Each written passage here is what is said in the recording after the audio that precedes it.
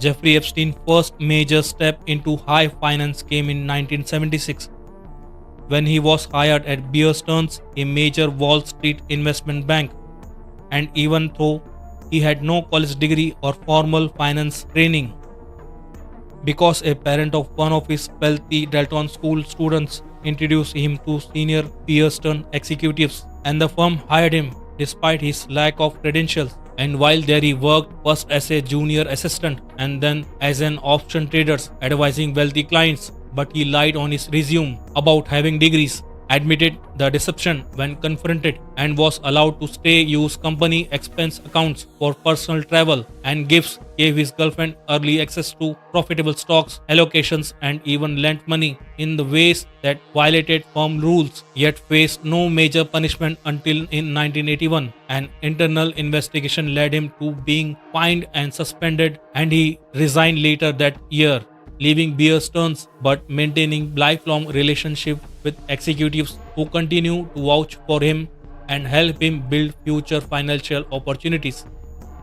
After leaving Bear Stearns in 1981, Jeffrey Epstein began describe himself as a private financier, a vague title he used to suggest that he managed money for extremely wealthy individuals without running a public investment firm, without advertising clients, and without being regulated like traditional financial managers. And according to multiple investigations, he never publicly disclosed who most of his clients were or how he generated consistent income, which immediately raised questions among journalists and financial experts.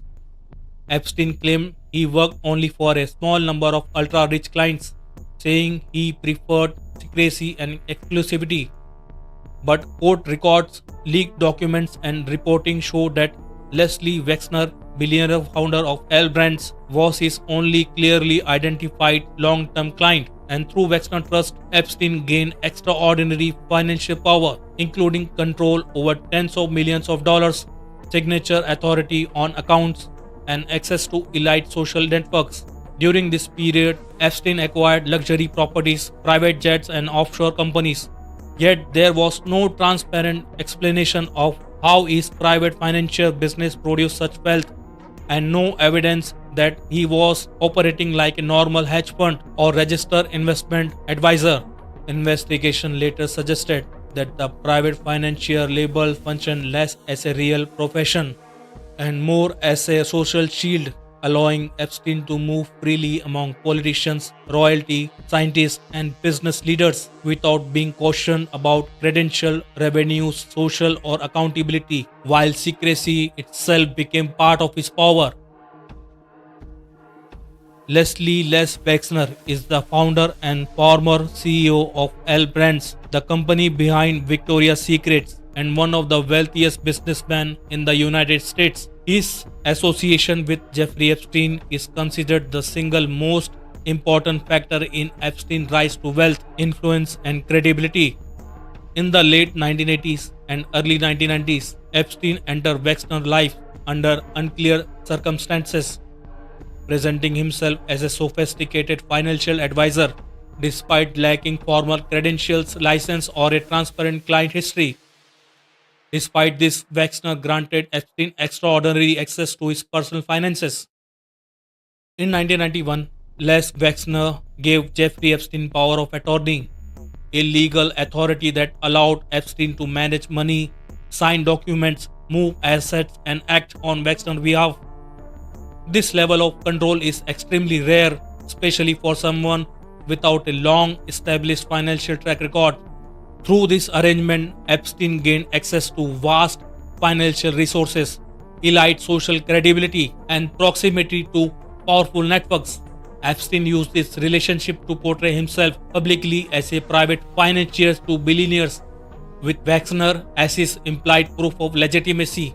One of the most significant material benefits Epstein received was a Manhattan townhouse on East 71st Street, which was transferred to Epstein for a price far below market value. The property later became one of Epstein's primary residences and a key location in multiple investigations. Court records and investigative reporting showed that Epstein managed complex financial structure connected to Wexner, including trusts and entities that were not fully transparent to outside observers. This opacity contributed to Epstein's ability to move money and operate without scrutiny. It is important to state clearly that no criminal charges have been filed against Les Wexner in connection with Epstein crimes, and Wexner has publicly stated that he has received and betrayed by Epstein. According to Wexner's own statements, he severed ties with Epstein in 2007 after becoming aware of serious misconduct and financial irregularities. Following Epstein's 2008 conviction in Florida, Wexner described Epstein as having misappropriated vast sums of his money. However, the damage was already done. By the time the relationship ended, Epstein had spent years leveraging Wexner's wealth, name, and social standing to gain access to politicians, financiers, academics, and celebrities. Without Les Wexner trust and final authorization, Epstein would not have had the resources, credibility, or insulation that allowed his network to expand and survive for as long as it did. Wexner may not have been involved in Epstein crimes, but his role demonstrates how unchecked trust, legal authority, and financial secrecy can enable extreme abuse of power. The Epstein case shows that control does not always come from criminal intent. Sometimes it comes from excess, delegation, and the absence of oversight. Jeffrey Epstein used a complex network of shell companies, trust, and offshore entities to move and hold money in ways that made the true source and use of funds extremely difficult to trace, a structure commonly used by the ultra-wealthy but unusually opaque in Epstein case. But he had no clear transparent business generating that level of income. Investigation found that Epstein controlled or was linked to dozens of companies registered in places like the US Virgin Islands, the Cayman Islands, and other secrecy-friendly jurisdictions, locations known for low disclosure requirement and weak oversight. These entities allowed Epstein to separate ownership from control, meaning assets like properties, claims, bank accounts, and staff payments were held in company names rather than his own, reducing scrutiny and legal exposure.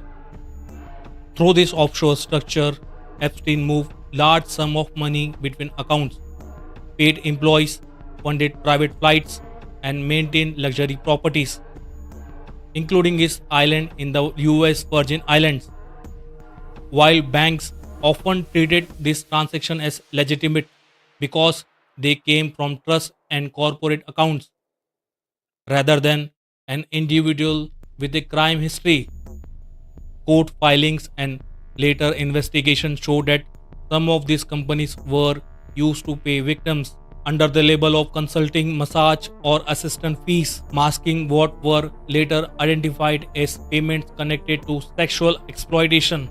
The offshore system also made accountability near impossible. Money could move from a Wexner-linked trust to an offshore company to a US account and then to a victim or associate without any single institution seeing the full picture. Despite multiple banks raising internal red flags over time, accounts were often kept open, either because Epstein was considered a high net worth client or because transactions technically followed banking rules, even if their purpose was deeply suspicious.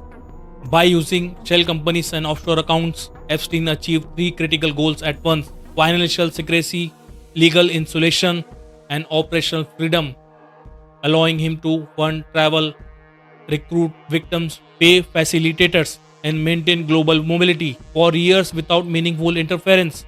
Even after his criminal behavior became known to law enforcement,